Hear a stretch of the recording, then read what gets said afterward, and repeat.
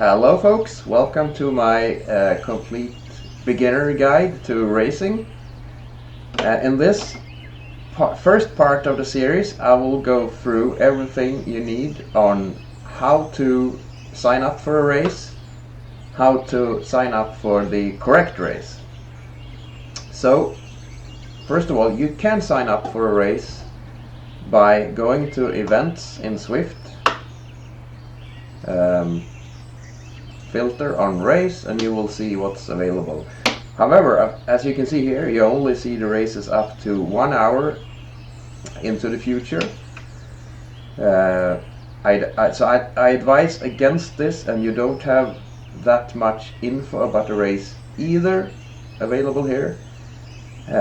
First of all, you might want to have some more info. Second of all, I don't think you should just go into Zwift and join any race impulsively. I think you should plan, especially in the beginning, because you want to have as good of an early experience with Zwift racing as possible. And the same applies for signing up to races in the Zwift companion app. So instead of what I think you should do, you should go to this site, zwiftpower.com, and you should register an account here. You will then link your account to your Zwift account, and this takes, I would say, at the most 10 minutes. It's definitely worth the investment. Then, as you can see here, this is everything. You can go filter here and you can press race. Then you will see basically the same as you saw that I showed you in the Zwift app, but here you have all the races for the whole day, and many more days as well if you want to. You can also put filters here that you cannot do in Zwift or in Zwift Companion. You see here, you can put, and as I suggest that you do in the beginning, you don't want to, in your first couple of races, you don't want to have very long races, so you can put this filter. This 30 kilometers means that no race that shows up here is going to be longer than 30 kilometers. If you choose this one, 40 kilometers, it's going to be from 30 kilometers up to the maximum of 40 kilometers.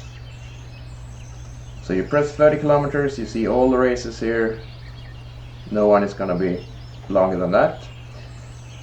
Here you see how far it is. Here you see the course. That shouldn't matter so much in the beginning. This one is quite important.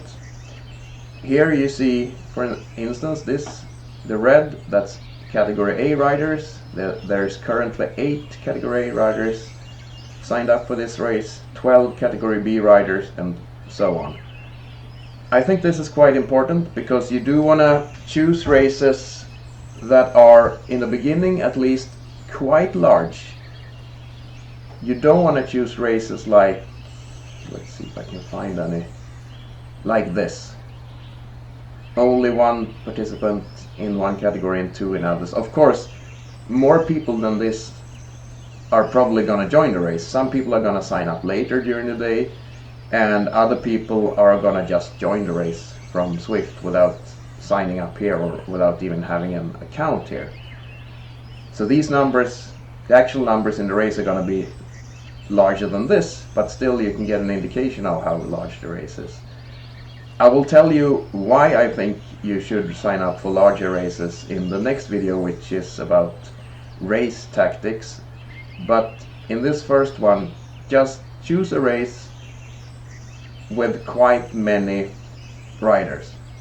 So if you think a race looks good, like this race for instance, you click it,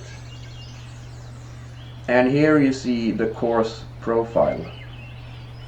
You can see here it's 39 meters there. Sometimes it's hard to determine how steep these hills are, but 54 meters on top of the hill and 39 there. So now you have the scale of it. This is a pretty flat course, you can see.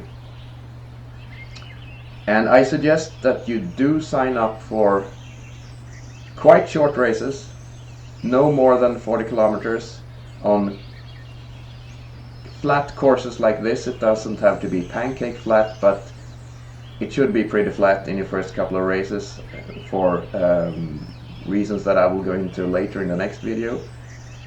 So this race looks pretty good. If you want to have some more information of the riders, you can scroll down. You see their best 20-minute power watts per kilo and best 20-minute watts in absolute terms, and you see 15-second terms as well. And you can change this if you want to see other values as well. You see the A riders, the B riders, C riders, D riders, and E riders, so on. So here you can get an indication of how good the people are that you're going to race against. However, you need to remember that these values are registered in races. So if you do an FTP test where you go all out for 20 minutes and do not have to care about anything else, that value is gonna be higher than this value, because in a race it's not ideal to produce watts, just high watts under a certain amount of time. So keep that in mind. People might look worse than they actually are if you have just done an FTP test, which I think you should have done before you go into your first race, by the way. I think you should have familiarized yourself with a platform and done at least one FTP test. It can be a pyramid test, that a ramp test they call it. That doesn't matter, but you should have done something like that, and you should have familiarized yourself with the gearing. If you have steering, you should have familiarized yourself with that. You should probably have done at least a week, probably 2 weeks in the platform doing pace partner rides or just free rides before you go into racing.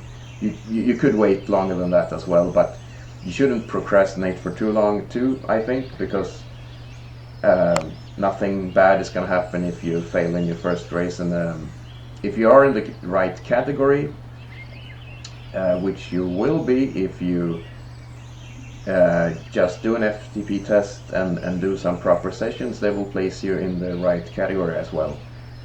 Then you will be fine.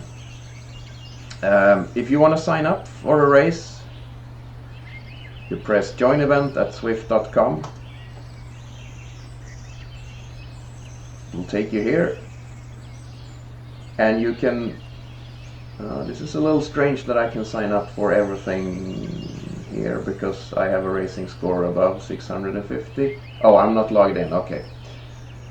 So, alright, but you log in to Zwift. Usually you don't have to, but here you have to. You log in, you pick a race, and then it shows, it will show in some time here, maybe a few hours, but you will be signed up and you will get a reminder in Zwift if you have signed up. If you can't make it to the race, that's fine, you won't get any deduction in race points. So don't be worried about that. You know, can I really sign up for this one?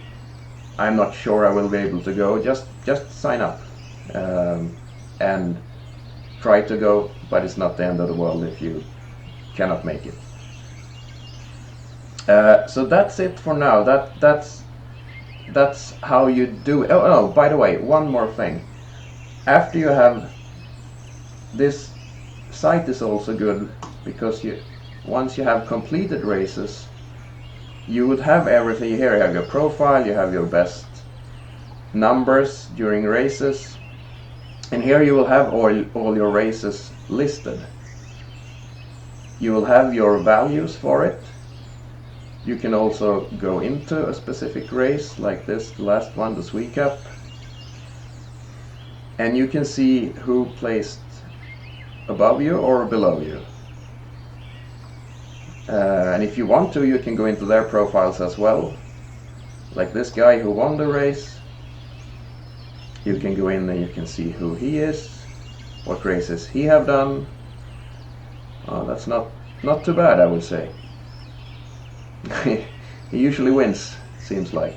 And you can see what power values he has been doing, and so it's all a very good platform if you want to scout people as well, once you get more advanced. But you have everything about yourself saved here, so you can go back and see your progress. For instance, I haven't raced that much. I mean, I did my first race on the 11th of October, Zwift Tiny Race. You can track your progress here. This is a very, very good site, and I think you should be on it. And you should use it to plan your races. That's all for this video. In the next video I will go through race tactics, what you should think about once you're in a race as a complete beginner. See you there.